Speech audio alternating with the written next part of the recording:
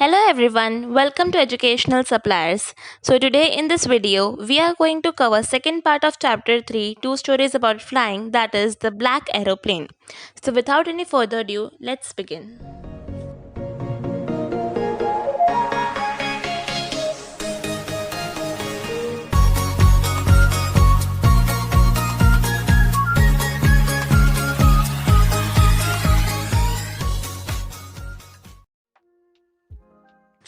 So before understanding the chapter, The Black Aeroplane, which is written by Frederick Forsyth, let's look at the summary.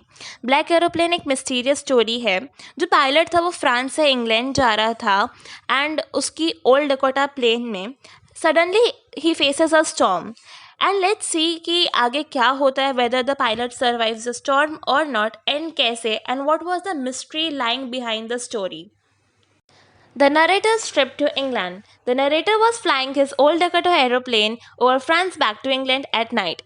The moon was coming up in the east behind him. Stars were shining in the clear sky. He was dreaming of his holiday and looking forward to being with his family at the breakfast table. It was 1:30 in the morning. When he looked down, he saw the lights of Paris city in front of him. He called Paris Control to get instructed about the way. Paris Control advised him to turn 12 degrees west. So let's see कि stanza का क्या मतलब हुआ. तो जो narrator था वो रात को फ्रांस से इंग्लैंड जा रहा था उसके aeroplane, that is old Dakota में. Sky was very clear, stars were shining. तो जो पायलट था वो अपनी छुट्टियों के बारे में सोच रहा था कि वो फैमिली के साथ ब्रेकफास्ट करेगा and everything. Then it was 1:30 in the morning. उसने नीचे देखा एंड उसे पेरिस सिटी की लाइट्स दिखी. उसने पेरिस कंट्रोल कॉल किया ताकि उसे इंस्ट्रक्शंस मिल जाए अबाउट द वे. तब पेरिस कंट्रोल ने उसे एडवाइस किया कि वो 12 डिग्री वेस्ट टर्न कर ले. Appearance of storm clouds. Paris was about 150 kilometers behind him. He suddenly saw the huge storm clouds. They looked like the black mountains in front of him. He knew he could not fly up and over them. He also did not have enough fuel. Even he thought of going back to Paris, but he also wanted to get home and enjoy his breakfast with his family. So he took the risk and flew into the storm. So let's see कि stanza में क्या बताया गया है. तो Paris जो था वो 150 किलोमीटर्स पीछे था एंड तब पायलट ने बड़े काले घने बादल देखे and these were storm clouds. तो पायलट को बादल काले पहाड़ की तरह लग रहे थे. पायलट को पता था कि वो क्लाउड्स के ऊपर से उड़कर भी नहीं जा सकता है एंड आजू बाजू से भी नहीं जा सकता क्योंकि दे वर वेरी वेरी ह्यूज. उसके पास ज़्यादा फ्यूल भी बाकी नहीं था. उसने पेरिस भी वापस जाने का सोचा था पर उसे अपने घर जाकर अपनी फैमिली के साथ ब्रेकफास्ट एंजॉय भी करना था. तो उसने सोचा कि वो रिस्क लेगा एंड स्टॉर्म क्लाउड्स में से जाएगा. A risky but brave decision. The narrator decided to take the risk and flew into the storm, but everything went out of control. Inside the clouds, everything was suddenly black. It was impossible to see anything outside the aeroplane for the narrator. The old aeroplane jumped and twisted in the air. His compass stopped working. He tried to contact Paris Control for directions, but he couldn't contact it too. He was totally lost in the storm. So let's see कि जब narrator ने risk लिया तो उसके बाद क्या होता है. तो नरेटर ने ये डिसाइड किया कि वो रिस्क लेगा एंड स्टॉर्म में फ्लाई करके जाएगा, बट अचानक से सब कुछ आउट ऑफ कंट्रोल चला जाता है. क्लाउड्स के अंदर सब कुछ काला दिखने लगता है. नरेटर के लिए इम्पॉसिबल था कि वो एरोप्लेन के बाहर कुछ देख सके. एरोप्लेन था वो जंप एंड ट्विस्ट कर रहा था एयर में. कंपास ने भी काम करना बंद कर दिया था एंड फिर उसे डायरेक्शन भी नहीं पता चल रहा था. तो इसलिए नरेटर ने पेरिस कंट्रोल कांटेक्ट करने की कोशिश की पर वहाँ पर भी कांटेक्ट नहीं हो पाया. जो नरेटर था वो पूरी तरह से स्टॉर्म क्लाउड्स में फंस चुका था. उसे पता ही नहीं चल रहा था कि वो कहाँ है और वो स्टॉर्म क्लाउड्स में से कैसे बाहर निकले. A black aeroplane appears. When he was lost in the storm, he saw another black aeroplane near him. It had no lights on its wings. He could see it flying next to him in the storm. The pilot's face turned towards the narrator.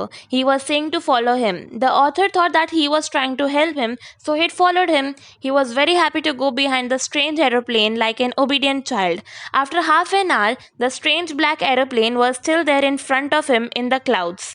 He flew for half an hour. He had fuel only to last for 5 or 10 minutes. He began to feel frightened. Then he started to go down. Suddenly, he came out of the clouds and saw two long straight lines of lights in front of him. They were the lights of an airport's runway. When he turned to look for the black aeroplane, he could not see it anywhere. He was able to land safely. So let's say कि आगे क्या होता है। जब pilot storm में फंस जाता है तब उसे एक ब्लैक एरोप्लेन नज़र आता है जिसके विंग्स पर कोई लाइट्स नहीं थी। वो एरोप्लेन नरेटर को स्टॉर्म में उड़ती हुई नज़र आती है। फिर जो ब्लैक एरोप्लेन का पायलट था वो नरेटर की तरफ देखकर उसे फॉलो करने के लिए बोलता है। फिर नरेटर उस ब्लैक एरोप्लेन को फॉलो करता है। नरेटर बहुत खुश हो जाता है स्ट्रेंज ब्लैक एरोप्लेन को फॉलो करने के बाद। ऐसा लग रहा था कि जैसे कोई ओबीडियंट बच्चा फॉलो कर रहा हो। आधे घंटे के बाद भी वो ब्लैक एरोप्लेन नरेटर के सामने स्टॉर्म में उड़ रही थी। ओल्ड डकोटा में सिर्फ 5 से 10 मिनट का ही फ्यूल बाकी था और इस बात से नरेटर को डर लगने लगा।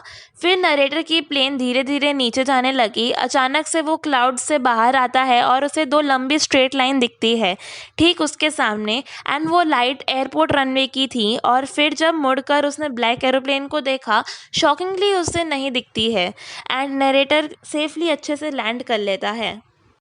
Author's great surprise. After landing, he went to the control center of the airport. He asked the woman where he was and about the mysterious plane. He wanted to find out where the other plane was and wanted to thank its pilot for guiding him in the storm. The woman looked at him strangely and then she laughed. She told that there was no other aeroplane except his. The author was wonderstruck and surprised to hear it. He wondered who had helped him to arrive there. तो जब narrator land करता है उसके बाद वो airport के control centre में जाता है। वहाँ पर एक औरत होती है, उससे पूछता है कि वो अभी कहाँ है and also about that mysterious plane. उसे ये भी जानना था कि वो दूसरी प्लेन कहाँ है एंड उसके पायलट को थैंक यू बोलना था क्योंकि उस पायलट ने उसे स्टॉर्म में से निकलने में गाइड किया। तो वो औरत नरेटर को बड़ी अजीब तरीके से देखती है और फिर हंसकर बोलती है कि उसकी प्लेन के अलावा रडार पर और कोई भी प्लेन नहीं थी। ऑथर बहुत ज़्यादा शॉक्ड एंड सरप्राइज था।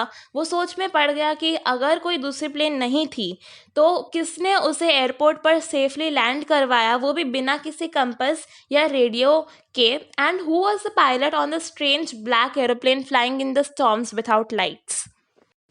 तो the mystery in the story was that कि पायलट जब स्टॉर्म में फंस जाता है उसे कुछ भी नहीं सोचता है कि वो बाहर कैसे निकले। तो अचानक से एक ब्लैक एरोप्लेन उसके सामने आता है एंड उसे हेल्प करता है, गाइड करता है कि वो लैंड कर ले सेफली। तो लैंड करने के बाद उसे वो प्लेन नज़र नहीं आता है बाद में। तो वो कंट्रोल सेंटर में जाता है एंड पूछता है कि वो कौन सा प्लेन था या कौन था वो पायलट जिसने उसे हेल्प किया, क्योंकि उसे थैंक यू बोलना था। तो सामने से ये पता चलता है कि कोई भी पायलट या कोई भी प्लेन नहीं था उस रेडार पर जिसने उसे हेल्प किया हो। And this brings us to the end of the video. If you liked the video, please subscribe to our channel and thanks for watching.